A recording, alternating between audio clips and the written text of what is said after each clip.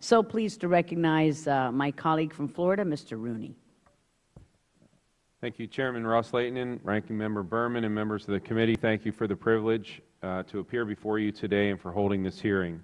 As a former professor of constitutional law at West Point, I have tremendous respect for our founding fathers and the roles regarding military engagement they assigned to the executive and to the legislative branches. I am not here to debate the constitutionality of the War Powers Resolution and will leave that to the Supreme Court. However, before discussing the President's adherence to the war powers or lack thereof, I think it's important to discuss the general concept of how the United States goes to war. Article 1, Section 8 vests in Congress the power to declare war, raise and support the armies, and to make all laws necessary and proper for the execution of these powers, while Article 2, Section 2 establishes the President's role as Commander-in-Chief. The framers' intent is clearly for two branches to work flexibly and in tandem. Congress's true check on executive authority is its power of the purse and raising of armies. I think it's fair to say the United States would not have a military for the President to command without the structure and funding that Congress authorized to create it. Now let's fast forward to November 1972. The opposition to the war in Vietnam was at its height, and that year's election brought a Democratic majority to both chambers.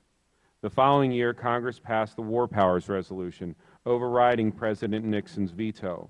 Operating under its constitutional authority, Congress essentially asserted, if you're going to go to war and send our troops into harm's way, you need us and the American people on board.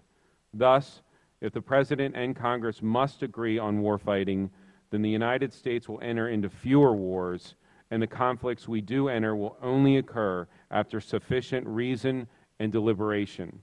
The War Powers Resolution requires the President to notify Congress within 48 hours of committing armed forces to military action and forbids armed forces from remaining for more than 60 days without an authorization of the use of military force or a declaration of war.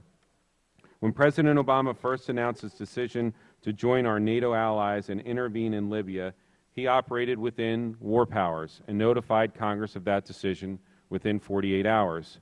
However, on May 20, 2011, day 60 of the United States engagement in Libya, the President waited until late in the evening to send a letter to Congress.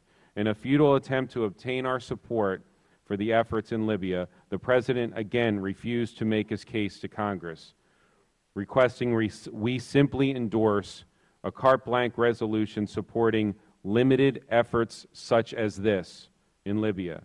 Obama's intent to engage is clear. Outlined in an April memo out of the Department of Justice, the administration argued that the hostilities are of limited nature, scope, and duration, and thus do not rise to the level of war. Instead, the administration preferred to describe our engagement with a more redundant euphemism, kinetic military action. Neither the War Powers Resolution nor the Constitution provides any illusion that if an act of war is small or led by NATO, then it is not an act of war.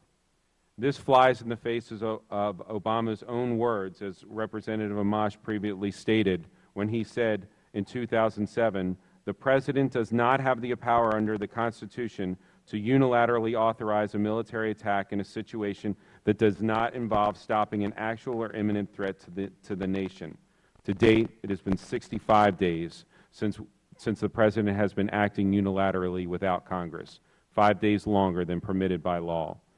My bill, House Concurrent Resolution 32, expresses the sense of Congress that the President should adhere to the War Powers Resolution and obtain specific statutory authorization for use for the use of United States Armed Forces in Libya. My resolution does not speak to whether or not military action is or is not warranted. It may very well be, but rather that the President make the case to Congress, to allow the Congress to debate it, and thus determine at some point if we are on board.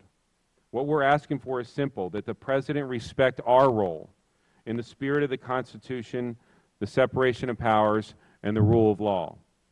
Thank you for this opportunity to discuss my legislation, and I welcome questions the members may have.